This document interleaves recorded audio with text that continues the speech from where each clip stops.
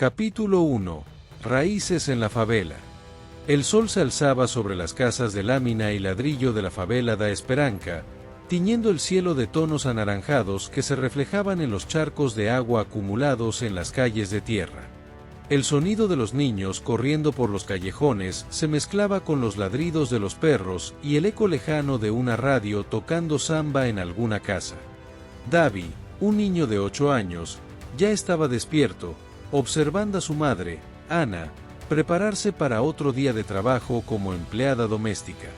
Su mirada curiosa y determinada contrastaba con su corta edad, y aún aquella mañana, ya sabía que su destino estaba más allá de esos callejones angostos.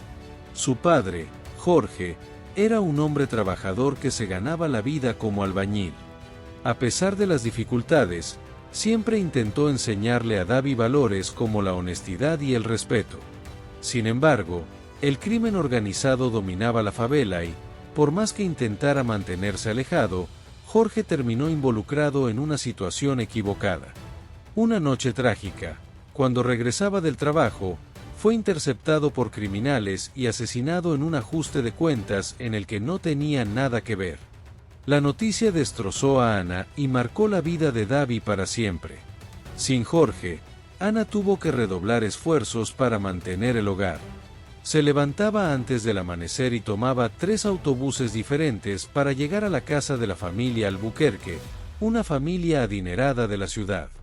Mientras tanto, Davi quedaba al cuidado de doña Lourdes, una vecina que, a pesar de su avanzada edad, siempre trató al niño como si fuera su propio nieto. Sin embargo, Davi creció con una sensación constante de injusticia. Veía a su madre luchar cada día para ganar un sueldo que apenas alcanzaba para pagar el alquiler de su pequeño cuarto. Incluso siendo un niño, se prometió a sí mismo que algún día le daría una vida mejor. La vida en la favela no era fácil.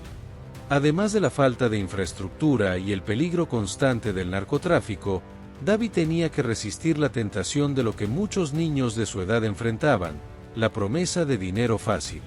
Su mejor amigo, Joao, no pudo resistirse. A los 12 años, Joao comenzó a hacer pequeños encargos para los traficantes locales, entregando mensajes y vigilando. Davi, en cambio, siempre se resistió. Sabía que su madre jamás lo perdonaría si se involucraba en esa vida. Un día, cuando Ana regresó del trabajo, trajo una noticia inesperada. Doña Beatriz, la matriarca de la familia Albuquerque, había tomado cariño a Davi. Veía en él a un niño inteligente, curioso y con potencial, y decidió ofrecerle una oportunidad que pocos tenían: estudiar en una escuela privada. Al principio, Davi no supo cómo reaccionar. El sueño de estudiar en una escuela de élite parecía demasiado lejano para alguien como él. Pero Ana insistió, y al día siguiente, comenzó su nueva etapa. Su primer día en la escuela fue un choque. Las aulas eran enormes, con pizarras blancas y aire acondicionado. Los alumnos llegaban en autos de lujo y cargaban mochilas costosas. Davi, en cambio, usaba el uniforme más simple y llevaba sus pocos útiles escolares en una mochila vieja que había heredado de un primo. Pero lo que más le incomodaba no era la diferencia material, sino las miradas. Se sentía como un extraño en ese mundo. Pronto, comenzaron los comentarios. ¿Qué hace este niño aquí? Seguro que va a robar algo. Su mamá es la sirvienta, ¿no? Esas palabras cortaban a Davi como cuchillos afilados, pero él no lo demostraba. Aprendió desde pequeño a tragarse las lágrimas y seguir adelante. Rafael, el hijo de los Albuquerque, fue la primera persona que lo trató con respeto. A diferencia de los demás, veía en Davi a un chico determinado y, con el tiempo, se hicieron amigos. Pero el prejuicio no solo existía en la escuela. Incluso dentro de la casa de los Albuquerque, Davi sentía las miradas desconfiadas de los empleados y de las visitas. Algunos veían su presencia allí como una amenaza, mientras que otros simplemente no entendían por qué alguien de la favela estaba en un entorno tan sofisticado. Ana intentaba protegerlo lo mejor que podía, pero sabía que no podía hacer mucho contra el prejuicio silencioso que lo rodeaba. A pesar de tantos desafíos, Davi decidió que no se rendiría. Estudió con dedicación, decidido a demostrar que merecía estar allí. Su desempeño académico pronto llamó la atención de los profesores, y su inteligencia natural hizo que incluso algunos de los estudiantes más reacios comenzaran a respetarlo. Pero el camino por delante aún era largo, y los desafíos apenas comenzaban. Esa noche, mientras se acostaba en la pequeña cama individual que compartía con su madre, Davi hizo un juramento silencioso. Algún día, le daría a Ana una vida mejor. Algún día, demostraría a todos que no era solo un niño de la favela. Era mucho más que eso, ***. Capítulo 2. Dos mundos, un solo corazón. Davi se estaba adaptando lentamente a su nueva realidad en la escuela privada, pero cada día representaba un nuevo desafío. A pesar del apoyo de Rafael, aún sentía el peso de ser diferente en un entorno donde nadie había vivido lo que él había pasado. Sin embargo, su determinación lo impulsaba a seguir adelante. Los profesores pronto notaron que Davi tenía una capacidad excepcional para aprender. Destacaba especialmente en matemáticas y economía, lo que llamó la atención del director de la escuela, quien decidió asignarle un mentor, un profesor experimentado llamado Marcos. Marcos veía en Davi algo más que un alumno con talento, veía una chispa de ambición, una voluntad de transformar su destino. Bajo su tutela, Davi empezó a comprender conceptos de administración y negocios que cambiarían su vida para siempre. Pero fuera del aula, las cosas no eran fáciles. En los pasillos, algunos estudiantes todavía lo miraban con desprecio. Un grupo en particular, liderado por un chico llamado Eduardo, hacía de todo para hacerlo sentir como un extraño. Se burlaban de su ropa sencilla, de su mochila vieja, e incluso inventaban rumores sobre él. Un día, durante el almuerzo, Eduardo y sus amigos rodearon a Davi y comenzaron a hacer comentarios sarcásticos. ¿Te dejaron entrar aquí por caridad?, dijo Eduardo con una sonrisa burlona. Seguro que Rafael te protege, ¿verdad? Pero dime, ¿qué se siente ser un proyecto de la favela en medio de gente de verdad? Davi sintió la rabia arder dentro de él, pero respiró profundo. No respondería con violencia. En cambio, miró a Eduardo directamente a los ojos y dijo: se siente bien saber que en 10 años yo seré el jefe y tú seguirás preguntándote qué hiciste mal en tu vida. Las palabras de Davi sorprendieron a todos. Algunos se rieron, otros quedaron en silencio. Eduardo no tuvo respuesta. A partir de ese día, Davi dejó de ser solo un chico de la favela para convertirse en alguien a quien respetar o temer. A pesar de las dificultades sociales, su amistad con Rafael se fortaleció. Rafael lo invitaba a su casa a estudiar, y aunque al principio Davi se sentía incómodo, poco a poco se acostumbró. Fue allí donde conoció a Tomás, el padre de Rafael, un empresario exitoso. Tomás quedó impresionado por la inteligencia de Davi y decidió darle consejos sobre el mundo de los negocios. Esa fue la primera vez que Davi consideró seriamente la idea de algún día tener su propia empresa. Pero la vida fuera de la escuela seguía siendo complicada. Cada vez que volvía a la favela, veía cómo sus amigos de la infancia tomaban diferentes caminos. Joao, su mejor amigo de niño, estaba cada vez más involucrado con el crimen. Intentó convencer a Davi de que dejara la escuela y se uniera a él. Hermano, estás perdiendo el tiempo en ese lugar. ¿Crees que algún día te van a aceptar? Nosotros somos de aquí, este es nuestro mundo. Davi negó con la cabeza.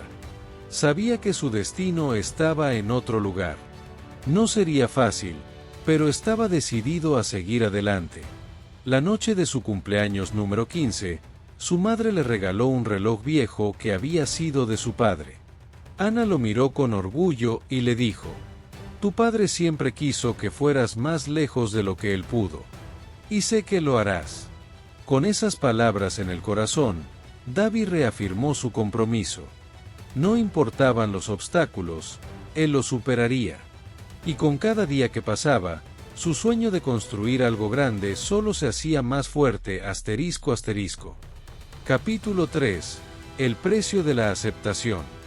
Davi ya se había acostumbrado a las miradas, los susurros y hasta la hostilidad disfrazada. Pero nada lo preparó para lo que sucedió aquella tarde en la escuela.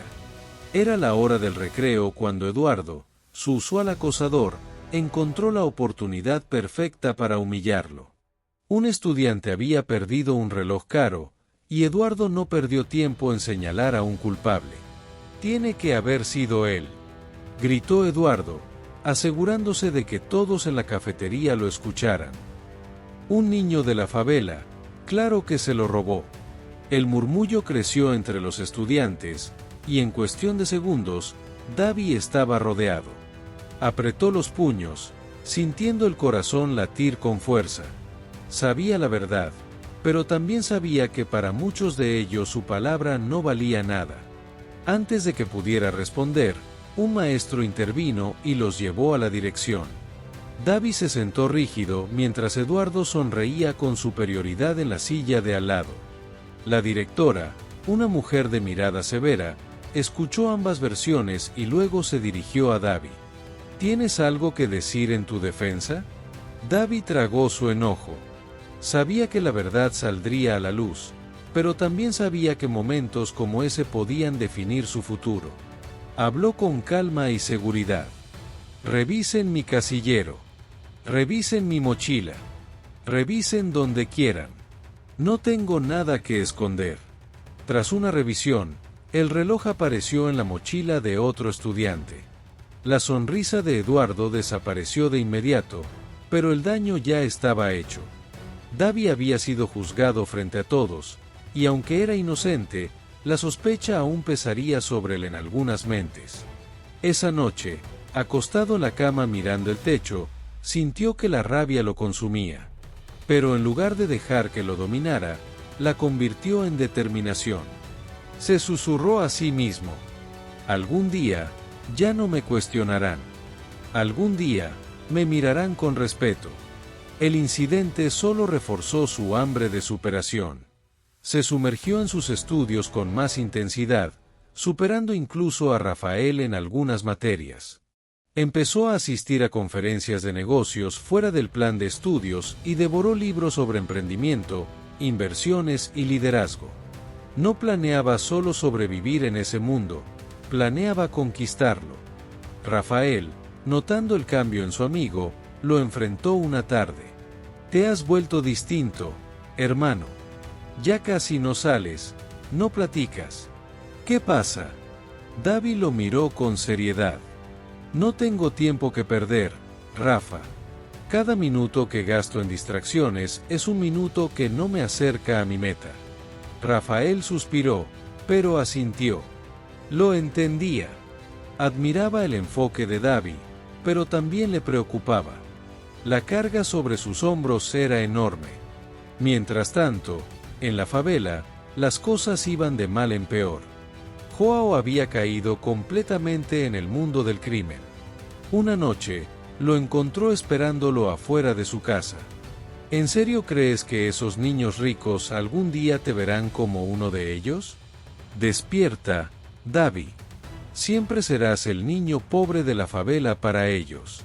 Aquí, al menos, perteneces. Davi miró a su viejo amigo, sintiendo tristeza y frustración luchando dentro de él. Pertenezco a donde yo decida pertenecer. Dicho esto, se dio la vuelta y se alejó, dejando atrás a Joao. Le dolía, pero sabía que había caminos que no podían recorrerse juntos. Y así, con cada batalla, cada humillación y cada rechazo, el fuego dentro de Davi ardía más fuerte. Ya no solo sobrevivía, estaba luchando por la vida que sabía que merecía. Capítulo 4. Primeros pasos en el mundo de los negocios. Davi tenía hambre de conocimiento. El incidente en la escuela solo reforzó su deseo de superarse. Ya dominaba las materias de su grado, así que buscó aprender más allá del currículo escolar. Los libros de negocios se convirtieron en su nueva obsesión. Pasaba horas leyendo sobre inversiones, tendencias de mercado y emprendimiento. Una tarde, mientras estudiaba en la casa de Rafael, Davi conoció a un invitado que cambiaría su vida para siempre, Carlos Montenegro, un reconocido empresario en la industria alimenticia. El padre de Rafael, Tomás, los presentó de manera casual, pero Carlos pronto mostró interés en la historia de Davi. Así que tú eres el joven del que tanto habla Rafael. Dime, ¿qué quieres hacer con tu futuro?, preguntó Carlos, tomando un sorbo de café. Sin dudarlo, Davi respondió: quiero construir algo grande. Una empresa que haga la diferencia. Carlos sonrió, intrigado por la seguridad en la voz del chico. Es un gran sueño. Pero los sueños sin conocimiento y experiencia son solo palabras vacías. ¿Qué sabes de negocios? Todavía no mucho, pero aprendo rápido. Estudio todos los días y estoy dispuesto a trabajar gratis solo para aprender de los mejores. Carlos quedó impresionado por la determinación en los ojos de Davi. Pocas personas tenían la audacia de hablar con tanta convicción. Antes de irse, le entregó su tarjeta. Pásate por mi oficina la próxima semana. Veamos si tienes lo que se necesita. Davi no perdió ni un segundo. Se preparó intensamente para la reunión, leyendo todo lo que pudo sobre la empresa de Carlos y la industria alimenticia. Cuando finalmente entró en la oficina del empresario, no se dejó intimidar por el entorno lujoso. Solo vio una oportunidad. Carlos lo puso a prueba, haciéndole preguntas complejas sobre estrategias empresariales, control de costos y retención de clientes. Para su sorpresa, Davi respondió la mayoría con claridad y lógica. Le faltaba experiencia real, pero su mente afilada y su capacidad de adaptación eran innegables. Está bien, chico. Te daré una oportunidad. Harás una pasantía aquí después de la escuela. No hay salario al principio, solo aprendizaje. Si demuestras tu valor, hablaremos de dinero después. Davi aceptó de inmediato.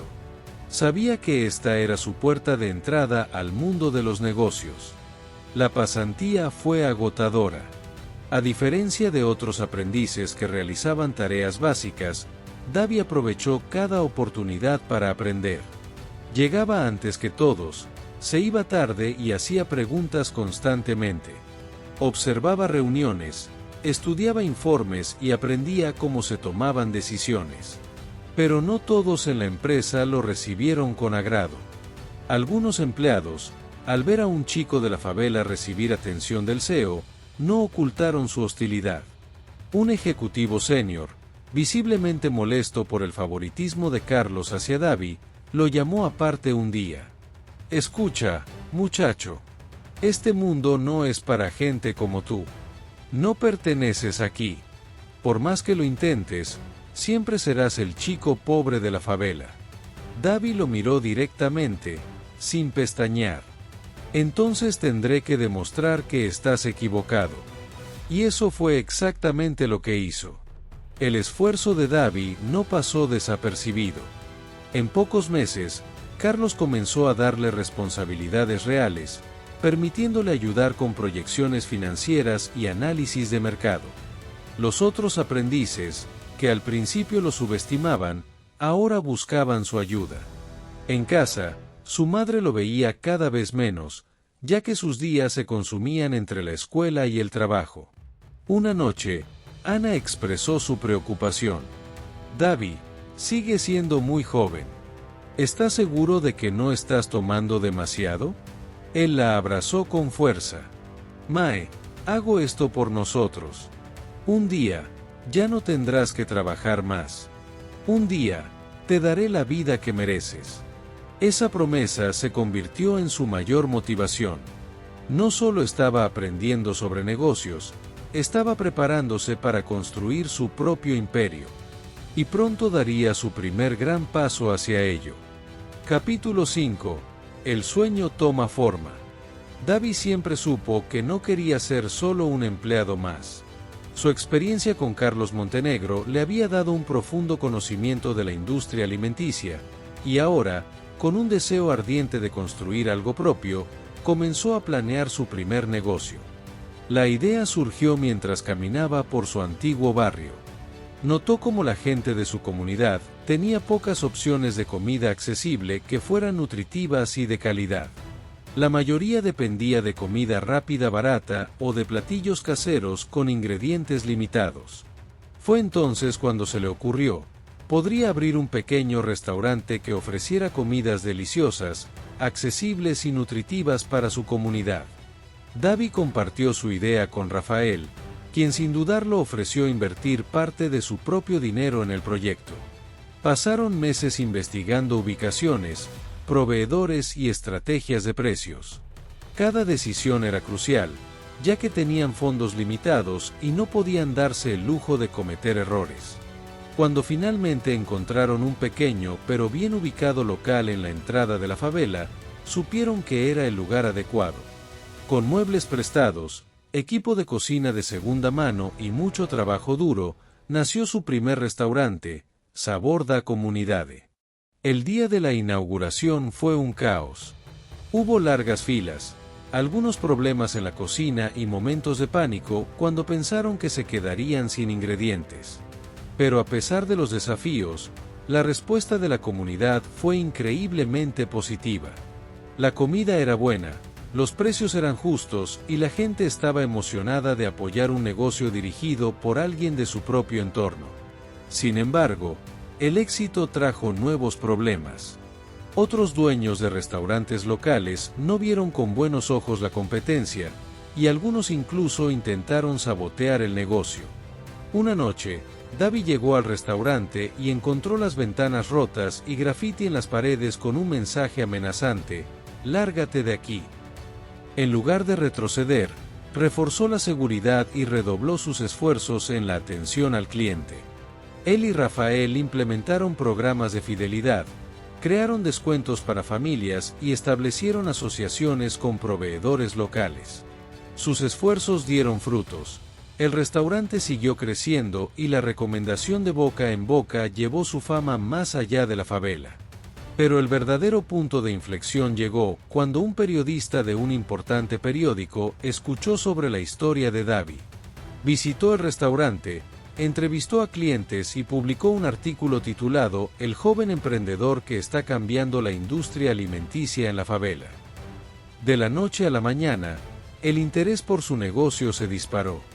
Inversionistas, empresarios y organizaciones sociales se acercaron a él, ansiosos por ayudar a expandir el proyecto.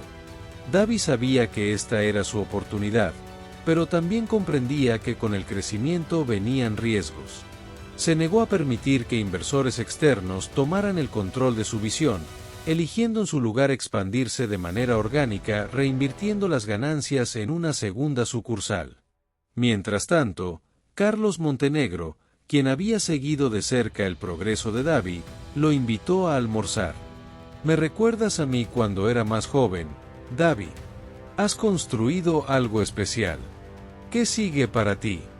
Davi sonrió. Sabía exactamente cuál era su siguiente paso. Expansión. Pero no solo por dinero. Quiero crear una red de restaurantes que sirvan a comunidades como la mía. Lugares donde la gente no tenga que elegir entre calidad y precio. Carlos asintió con aprobación. Estás pensando como un verdadero empresario. Con el apoyo de Rafael y su creciente equipo, Davi trazó un plan para los próximos 5 años.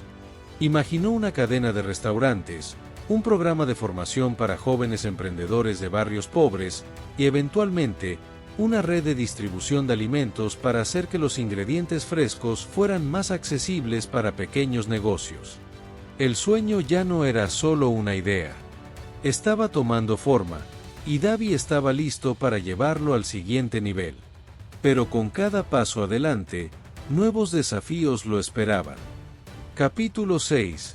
Traición y nuevos comienzos. Davi finalmente sentía que estaba en el camino correcto. Su restaurante estaba creciendo, La comunidad reconocía el impacto positivo y comenzaba a ganar espacio en el mercado. La decisión de expandir su red a través de franquicias parecía la correcta, y las primeras nuevas ubicaciones comenzaban a abrirse en otras comunidades del país. Sin embargo, el éxito trajo desafíos que nunca había anticipado. Mientras David se enfocaba en la expansión, Rafael se encargaba de la administración. Se tenían confianza, pero a medida que la empresa crecía, surgían nuevas responsabilidades. La burocracia aumentó y David sintió la necesidad de incorporar a más personas de confianza.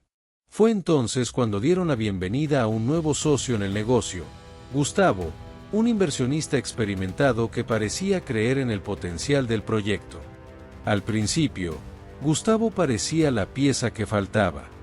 Ayudó a estructurar la empresa, trajo nuevos contactos y atrajo inversionistas. Pero con el tiempo, David notó que algunas de las decisiones de Gustavo no estaban alineadas con la filosofía de la empresa. Gustavo quería reducir costos, bajar la calidad de los productos y aumentar los precios, volviendo el restaurante menos accesible para la comunidad que lo había apoyado desde el inicio. David y Rafael intentaron argumentar, pero Gustavo los convenció de que ciertos sacrificios eran necesarios para el crecimiento. La situación empeoró cuando David descubrió que Gustavo había estado desviando fondos de la empresa y, peor aún, había negociado la venta de una gran parte de las acciones a un grupo empresarial sin compromiso con el impacto social del proyecto. Rafael, consternado por la traición, admitió que había sospechado de Gustavo por algún tiempo, pero no quería alarmar a David sin pruebas concretas. David enfrentó el dilema más grande de su vida: luchar para recuperar el control de su empresa o aceptar que había perdido lo que había construido. La decisión no fue fácil, ya que ahora tenía contratos firmados, inversionistas y un accionista mayoritario que no compartía su visión. Gustavo intentó convencerlo de seguir adelante y aceptar la nueva realidad, garantizando que, al final, de cualquier manera se convertiría en millonario. Pero el dinero nunca había sido el único objetivo de David. Sabía que no podía abandonar todo por lo que había luchado. Con la ayuda de abogados y el apoyo de Rafael, encontró una cláusula en los contratos que le permitía recomprar las acciones perdidas, pero para ello necesitaba reunir una cantidad enorme de dinero en muy poco tiempo. Era una carrera contra el tiempo y sabía que no podía fallar. David regresó a sus raíces, buscando apoyo de aquellos que siempre habían creído en él. Movilizó a la comunidad, recaudó fondos a través de campañas y convenció a inversionistas que compartían su visión. Fue un periodo de agotamiento e incertidumbre, pero no estaba dispuesto a rendirse. En el momento decisivo, David logró reunir el dinero necesario y recuperó el control de la empresa, obligando a Gustavo y sus aliados a salir del negocio. Sin embargo, el proceso lo agotó emocional y financieramente. Sabía que tendría que reconstruir muchas cosas, pero esta vez, a su lado solo quedarían aquellos que realmente creían en su misión. El capítulo termina con David de pie frente a su equipo, anunciando una nueva fase para la empresa. Había aprendido por las malas que el éxito podía atraer a personas con intenciones dudosas, pero también se dio cuenta de que su resiliencia y su conexión con la comunidad eran sus mayores fortalezas. No solo había recuperado su empresa, sino que había reafirmado su propósito: crecer sin olvidar sus raíces. Y la lucha por su legado apenas comenzaba.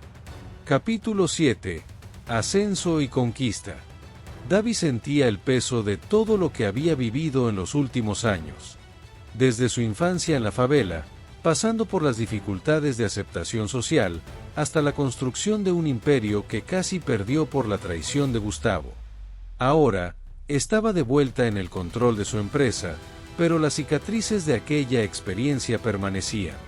Sabía que debía convertir ese dolor en combustible para la siguiente fase de su vida.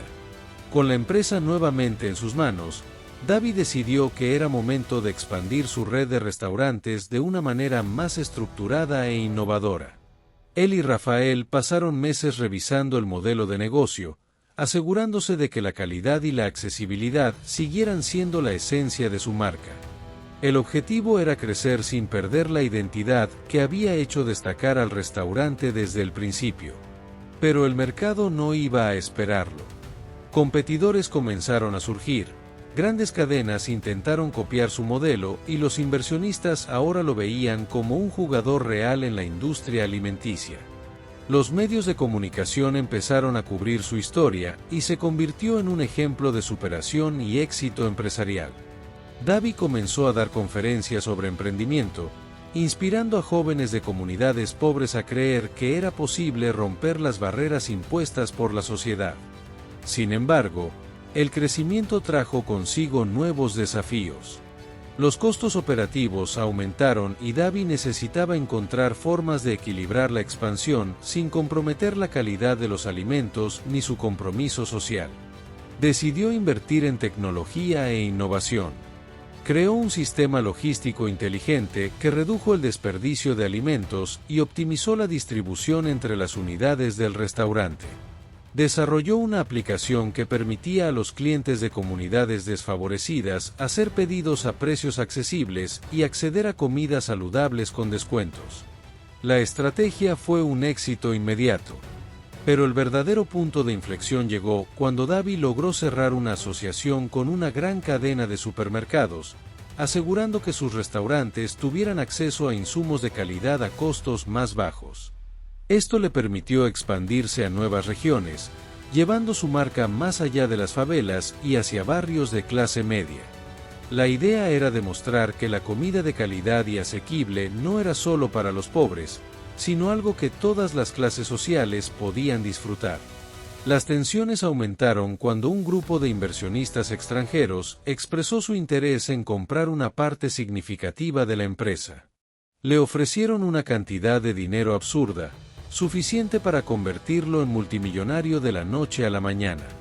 Pero había una condición: querían cambiar el modelo de negocio, eliminando su impacto social y transformando los restaurantes en una cadena de comida rápida tradicional. Davy se enfrentó a la decisión más difícil de su vida. Aceptar la oferta significaba asegurar un futuro financiero estable para él y su familia, pero a costa de todo lo que había construido con propósito.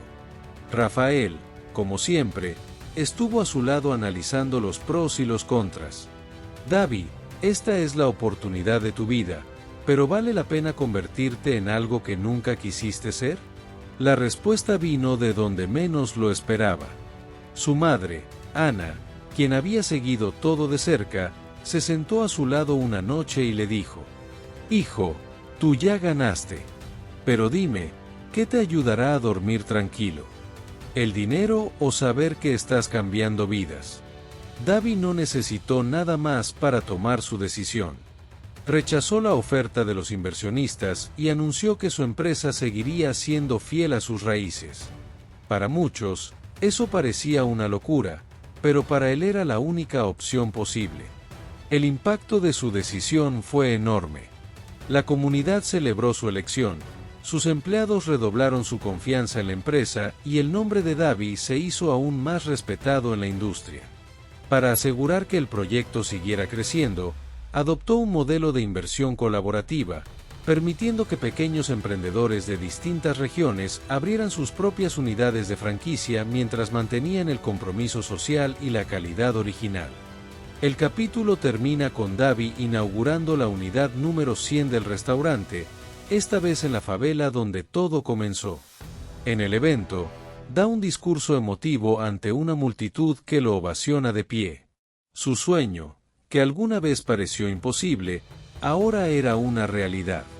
Pero sabía que aún había mucho por hacer. Y lo mejor estaba por venir. Capítulo 8. Legado y futuro. La inauguración del restaurante número 100 fue un hito en la vida de Davy. Se encontraba de vuelta donde todo comenzó, pero ahora como un símbolo de perseverancia y éxito.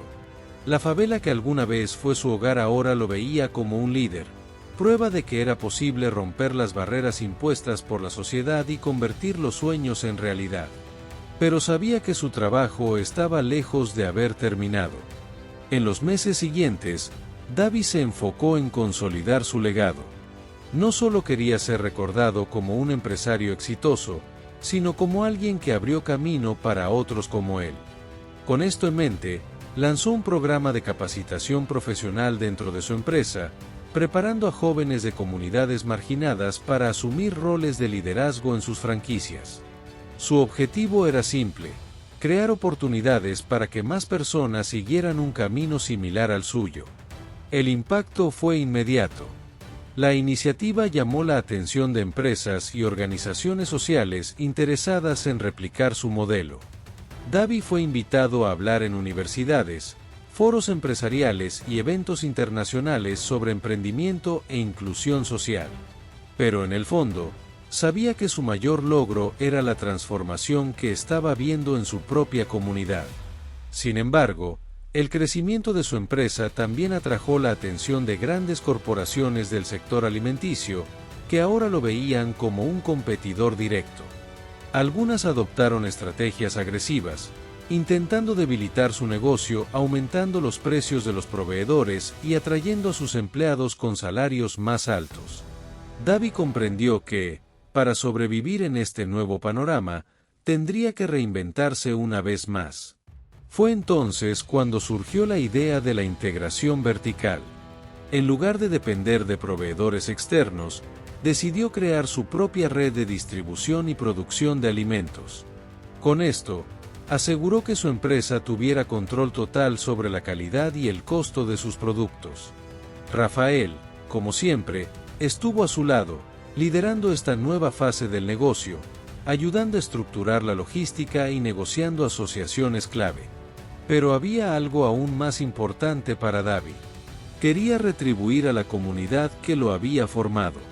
Con esto en mente, anunció la creación del Instituto Esperanca, una organización dedicada a apoyar a jóvenes emprendedores de las favelas. El instituto ofrecía mentoría, capacitación e inversión inicial para nuevos negocios, garantizando que más personas pudieran seguir el camino que él había recorrido. El éxito del instituto fue abrumador. En pocos meses, surgieron docenas de pequeños negocios en barrios marginados, impulsados por el apoyo de Davi.